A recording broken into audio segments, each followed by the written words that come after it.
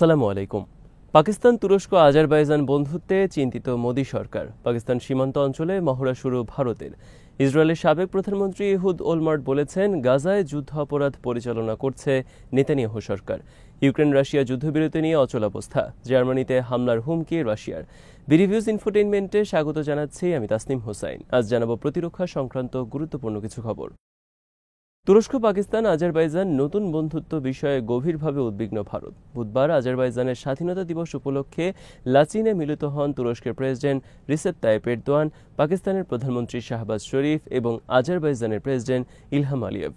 আজারবাইজানের স্বাধীনতা দিবস অনুষ্ঠানে শাহবাজ শরীফ বলেন, আমরা শান্তি চাই, কিন্তু ভারত শান্তি চায় না। এটা এখন সারা বিশ্বে প্রতিষ্ঠিত। তারা তাদের অভ্যন্তরীণ রাজনৈতিক স্বার্থ আদায়ের জন্য পাকিস্তানের বিরুদ্ধে যুদ্ধ খেলায় মেতে উঠেছে। পাকিস্তানের বিরুদ্ধে যুদ্ধকে তারা ব্যবহার করতে চায় হীন রাজনৈতিক স্বার্থ আদায়ের জন্য। তারা পানিকে ব্যবহার করছে পাকিস্তানের বিরুদ্ধে অস্ত্র হিসেবে। তারা যদি সিন্ধু নদীর পানি নিয়ে কোনো ধরনের টালবাহানা করে, তাহলে আমরা এর বিরুদ্ধে উপযুক্ত ব্যবস্থা নেব। শাহবাজ শরীফ বলেন, আজারবাইজানে আর্মেনিয়ার আক্রমণ মোকাবেলায় তুরস্ক এবং পাকিস্তান আজারবাইজানের পক্ষে দাঁড়িয়েছিল। এবার পাকিস্তানের বিরুদ্ধে ভারতের আগ্রাসন মোকাবেলায় তুরস্ক এবং আজারবাইজান দাঁড়িয়েছে পাকিস্তানের পাশে। শাহবাজ শরীফ তিন দেশের বন্ধুত্বকে তিন আত্মা এক হৃদয় হিসেবে উল্লেখ করে বলেন, আমরা সবসময় একে অন্যের পাশে এভাবেই দাঁড়াবো ভবিষ্যতে সব সংকট মোকাবেলায়। আজারবাইজানের সাথে পাকিস্তান গুরুত্বপূর্ণ প্রতিরক্ষা সহযোগিতা চুক্তি গ্রহণ করেছে সফরে। পাকিস্তান তুরস্ক আজারবাইজান নতুন বন্ধুত্বে বিচলিত ভারতের বিভিন্ন মহল। বুধবার পশ্চিমবঙ্গের গদি মিডিয়া আনন্দবাজার লিখেছে, তুরস্ক আজারবাইজান দুই বন্ধুকে পাশে নিয়ে ভারতের বিরুদ্ধে নতুন হুমকি পাক প্রধানমন্ত্রীর। পাকিস্তানের বিরুদ্ধে শোচনীয় পরাজয় এখনও ভুলতে পারছে না ভারত। একের পর এক তারা করে চলছে নতুন ধরনের উদ্ভট কর্মকাণ্ড। পাকিস্তানের বিরুদ্ধে চলছে নানা ধরনের উস্কানিমূলক কর্মকাণ্ড। বৃহস্পতিবার থেকে পাকিস্তান সীমান্তবর্তী গুজরাট, পাঞ্জাবে শুরু করেছে সামরিক মহড়া। এছাড়া পাঞ্জাব সংলগ্ন হরিয়ানা রাজ্যেও চলছে এই মহড়া। এদিকে ভারতের প্রধানমন্ত্রী নরেন্দ্র মোদী বৃহস্পতিবার পশ্চিমবঙ্গ সফর করবেন। সেখান থেকে হেলিকপ্টারে করে তিনি যাবেন সিকিম দখলের 50 বছর পূর্তি উপলক্ষে সেখানে আয়োজিত অনুষ্ঠানে যোগ দেবেন মোদী। এরপর মোদীর হেলিকপ্টার চক্কর দেবে চিকেন নেকের ওপর। ভারতের উত্তর পূর্বাঞ্চলের 7টি রাজ্য তাদের মূল ভূখণ্ডের সাথে যুক্ত চিকেন নেক খ্যাত সরু শিলিগুড়ি করিডোরের মাধ্যমে। আনন্দবাজার পত্রিকা লিখেছে, চিকেন নেক নিয়ে সম্প্রতি আলোচনা চলছে ভারতের প্রতিবেশী দেশগুলোতে। এ প্রেক্ষিতে সেখানে জোরদার করা হয়েছে নিরাপত্তা ব্যবস্থা।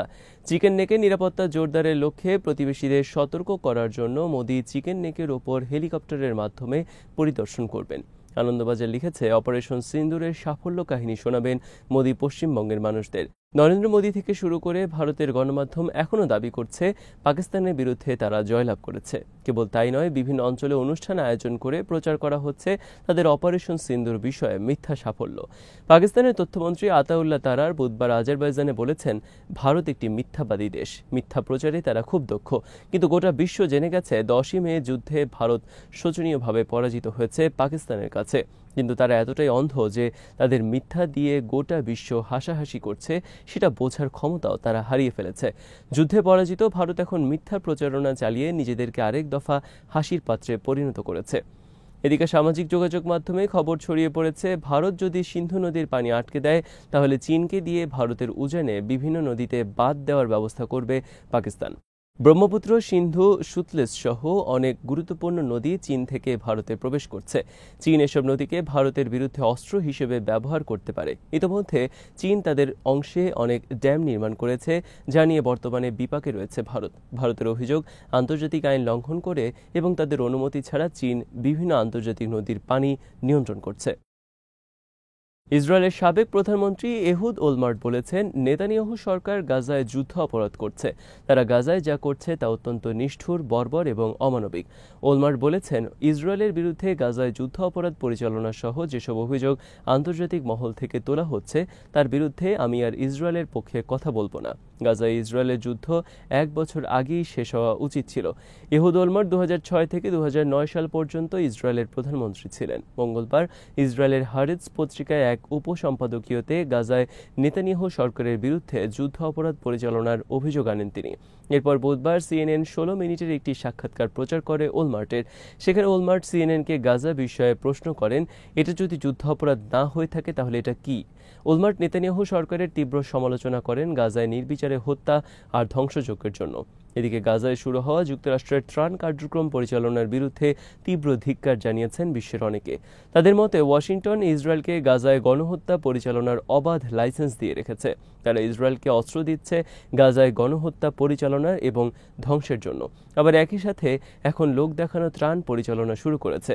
যেখানে তারা চাইলে মাত্র 5 মিনিটের মধ্যে এই যুদ্ধ বন্ধ করতে পারে, সেখানে তারা সেটি না করে গাজায় ত্রাণ বিতরণ করছে। গাজার মানুষের সাথে এটি যুক্তরাষ্ট্রের একটি নির্মম রসিকতা ছাড়া আর কিছুই নয়। এমনকি যুক্তরাষ্ট্রের ত্রাণ বিতরণের সময়ও বুধবার ইসরায়েলের হামলায় নিহত হয়েছে 10 ফিলিস্তিনি। যুক্তরাষ্ট্রের ত্রাণের আশায় হাজার হাজার ক্ষুধার্ত ফিলিস্তিনি যখন ছোটাছুটি করছিল, তখন তাদের উপর গুলি চালায় বর্বর ইসরায়েল আর্মি। এই ঘটনায় 10 জন নিহতের পাশাপাশি আহত হয়েছে আরও 10 জন। গাজায় অবস্থিত জাতিসংঘ অফিস থেকে বলা হয়েছে, ইসরায়েলের গণহত্যা থেকে দৃষ্টি সরানোর অংশ হিসেবে ত্রাণ বিতরণের নাটক করছে ইসরায়েল ও যুক্তরাষ্ট্র। রাশিয়া ইউক্রেন যুদ্ধবিরতি আলোচনায় বড় ধরনের অচলাবস্থা সৃষ্টি হয়েছে। সর্বশেষ রোববার রাশিয়া ইউক্রেনের বিরুদ্ধে রেকর্ড ড্রোন ও মিসাইল হামলা চালানোর পর যুক্তরাষ্ট্রের প্রেসিডেন্ট ট্রাম্প পুতিনকে পাগল হিসেবে আখ্যায়িত করেন।